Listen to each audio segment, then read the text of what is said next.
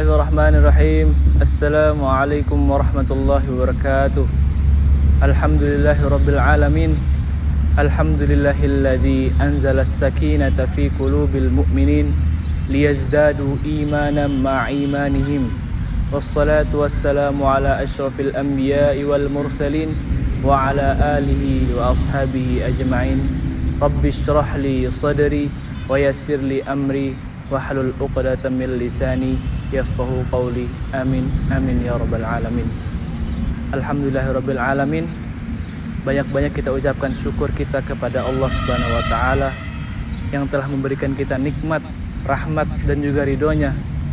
Karena nikmat dan rahmat juga ridhonya kita bisa sampai di 10 terakhir bulan Ramadan ini, yang dimana Allah memberikan, menurunkan beribu kenikmatan, beribu kebahagiaan bagi hamba-hambanya yang mencari dan juga bagi hamba-hambanya yang berfikir.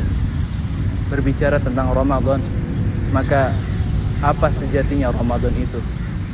Allah Subhanahu wa taala berfirman di dalam Al-Qur'an, "Syahrul Ramadan alladzi unzila fihi al-Qur'an hudal lin-nasi wa bayyinatin minal huda wal furqan." Syahrul Ramadan itu adalah bulan puasa yang dimana Allah menurunkan Al-Qur'an di dalamnya. Dan dengan Al-Qur'an itu kita mendapatkan petunjuk dan juga hidayah dari Allah Subhanahu wa taala. Perlu kita garis bawahi bahwa di situ Allah menjelaskan bahwa Syahrul Ramadan ini, bulan puasa ini adalah bulan diturunkannya Al-Qur'an. Kita garis bawahi kata Al-Qur'an, bukan hanya sekedar bulan untuk berpuasa.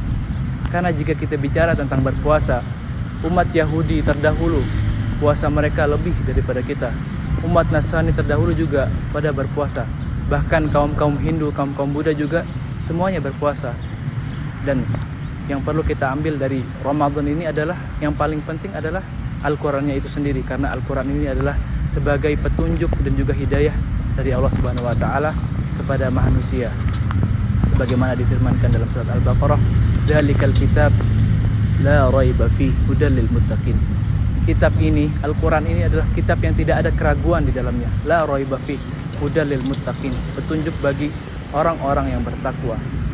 Ibarat kata, ketika kita membeli mesin cuci, pasti kita akan mendapat yang namanya buku panduan atau buku petunjuk untuk bisa menggunakan mesin cuci itu. Begitu pula dengan Ramadan ini, Allah memberikan kita. Begitu pula dengan manusia, Allah memberikan kita hidup, maka Allah juga memberikan kita petunjuk, yaitu Al-Qur'anul Karim. Maka sebaik-baiknya manusia yang bertakwa adalah yang mengamalkan Al-Qur'an, yang membaca Al-Qur'an dan juga mengamati Al-Qur'an itu tersebut. Dan selayaknya kita seorang muslim, selayaknya kita juga sedang berada di bulan yang mulia ini, maka kita harus tingkatkan lagi bagaimana interaksi kita dengan Al-Qur'an. Kita tingkatkan lagi muamalah kita dengan Al-Qur'an. Kita tingkatkan lagi bagaimana cara kita mentadabburi Al-Qur'an hingga masuk ke lubuk hati kita yang paling dalam ini. Karena sudah benar bahwa Al-Qur'an itu adalah petunjuk dan juga hidayah dari Allah Subhanahu wa taala. Di samping itu, ada hal yang lebih penting ketimbang hal-hal tentang bagaimana cara berpuasa yang benar.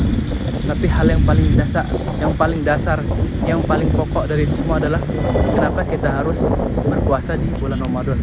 Sebagaimana para motivator bisnis, para pengusaha-pengusaha, para orang-orang kaya memberikan motivasi kepada bawahannya, kepada orang-orang lain agar bisa menjadi kaya dengan cara apa? Itu bukan bagaimana cara kaya, tapi kenapa kita harus kaya, kenapa kita harus membangun bisnis ini. Itu mereka menggarisbawahi bahwa start with why, bukan start with how. Memulai dengan kenapa, tujuannya apa, bukan bagaimana caranya. Sebagaimana Islam pula, yang pertama diperhatikan adalah untuk apa kita beribadah, karena apa kita beribadah, karena apa kita berpuasa. Dan jawabannya itu adalah ikhlas lillahi ta'ala. Kenapa kita harus berpuasa? Semuanya itu agar kembali kepada Allah Subhanahu wa taala. Dan barang siapa yang menetapkan hatinya, meneguhkan hatinya, subut di atas keikhlasan kepada Allah, maka insya Allah cita-citanya semuanya akan tercapai. Sebagaimana kisah tentang seorang Arab Badui yang mengikuti perang di zaman Rasulullah SAW, yang dimana mereka ketika setelah selesai berperang, umat-umat Islam itu pasti akan mengumpulkan yang namanya ghanim atau harta rampasan perang. Maka para sahabat mengumpulkan harta rampasan perang tersebut, kemudian dibagi-bagikan kepada para sahabat-sahabat yang lain, dibagi-bagikan kepada orang-orang yang ikut berperang di saat itu. Kemudian sampailah sahabat ini kepada seorang Arab Badui itu. Dia memberikan sisa ghanimahnya kepada Arab Badui itu. Maka apa kata Arab Badui? Dia mengatakan, saya tidak mau ghanimah ini. Saya hanya mau saya tertusuk dan syahid dengan tombak di dada kiri saya. Kata seorang Arab Badui itu kayak gitu. Kemudian sahabat itu mengadukan kepada Rasulullah. Maka Rasulullah berkata, intas dukillaha yasdukka.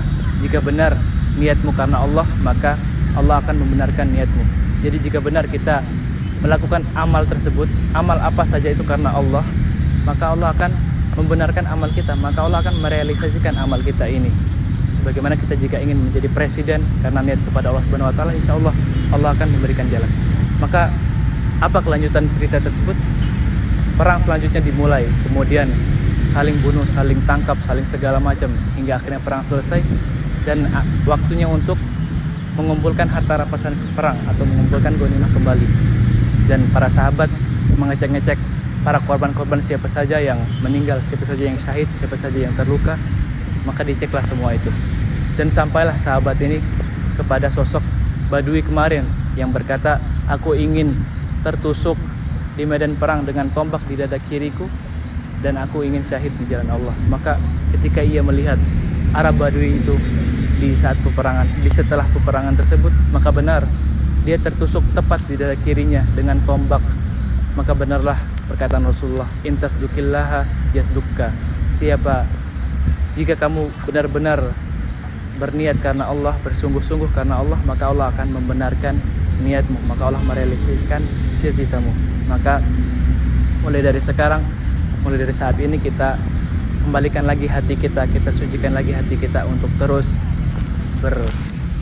berhubungan dengan Al-Quran, dan juga menanam suatu hal yang paling pokok di dalam hati kita, yaitu keikhlasan kepada Allah Subhanahu wa taala. Agar apa? Agar kita bisa diberikan bimbingan dan juga diberikan ridho oleh Allah Subhanahu wa taala hingga kita dikumpulkan di surga Firdausil A'la kelak. Amin amin ya rabbal alamin. Mungkin cukup sekian.